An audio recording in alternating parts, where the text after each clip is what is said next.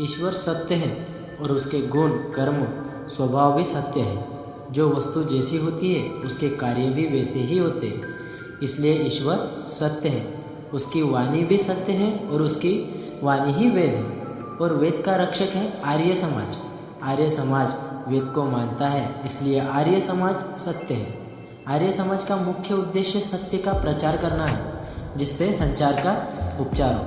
जिस बात को सब मानते हो, जिसमें सबका हित हो, उसे ग्रहण कीजिए, और जिसमें आपसी विरोध हो और दूसरों की हानि हो, उसे छोड़ दीजिए।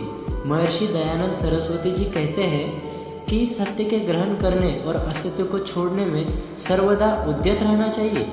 इसलिए जो वेदानुकूल है उसका आचरण करना चाहिए।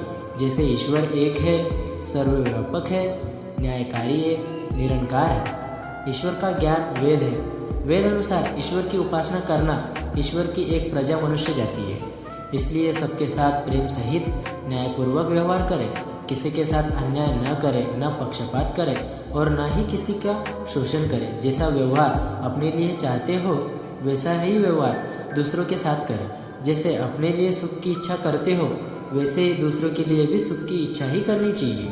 सबकी उन्नति में ही अपनी उन्नति समझनी चाहिए। और जो वेदों की निंदा, वेद का अपमान और वेद विरुद्ध आचरण, मांस खाना, शराब पीना, जुआ खेलना, नशा करना, व्यभिचार करना, जड़ पूजा करना करता है, उसको ईश्वर अवश्य दंड देता है। इसलिए जो सत्य है उसे ग्रहण कीजिए और असत्य को छोड़ दीजिए। ईश्वर से ही ज्ञान की प्राप्ति होती है। भौमिक भाषाओं या लिखित पाठ के रूप में जानकारी जो एक व्यक्ति से दूसरे व्यक्ति तक पहुंचाई जाती है वही ज्ञान कहलाती है। मानव ज्ञान की मात्रा को गीगाबाइट या टेराबाइट के संदर्भ में नहीं मापा जा सकता।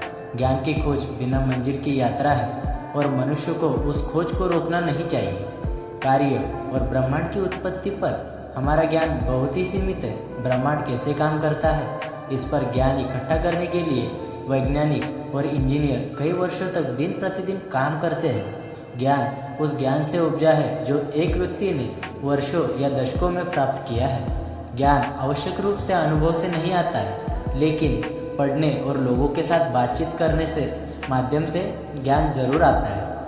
दशकों से पहले प्रतिपादित वैज्ञानिक ज्ञान और सिद्धांत ने उस तकनीकी क्रांति को जन्म दिया है जिसे हम आज देख रहे हैं। यहाँ तक कि जब हम मनुष्य यह सोचते हैं कि हमें ब्रह्मांड की कार्यप्रणाली का पर्याप्त ज्ञान है, तब भी प्रकृति हम पर नई नई घटनाएं फेंकती रहती है। जैसे कि 2020 का कोविड-19 महामारी के दौरान देखा गया था।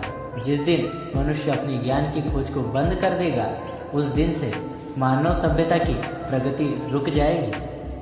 ईश्वर से ही ज्ञान की प्राप्ति होती है। भौमिक भाषाओं या लिखित पाठ के रूप में जानकारी जो एक व्यक्ति से दूसरे व्यक्ति तक पहुंचाई जाती है उसे ज्ञान कहते हैं। मानव ज्ञान की मात्रा को गीगाबाइट या टेराबाइट के संदर्भ में नहीं मापा जा सकता। ज्ञान की खोज बिना मंजिल की यात्रा है और मनुष्य उस खोज को रोकना नहीं चाहिए। कार्य और ब्रह्मांड की उत्पत्ति पर हमारा ज्ञान बहुत सीमित है। ब्रह्मांड कैसे काम करता है इस पर ज्ञान इकट्ठा करने के लिए वैज्ञानिक और इंजीनियर कई वर्षों तक दिन प्रतिदिन काम करते आ रहे हैं। ज्ञान उस ज्ञान से उपजा है जो एक व्यक्ति ने वर्षों या दशकों में प्राप्त किया है। ज्ञान अवश्य रूप से अनुभव से नहीं आता, लेकिन पढ़ने और लोगों के साथ बातचीत करने के माध्यम से जरूर आता है।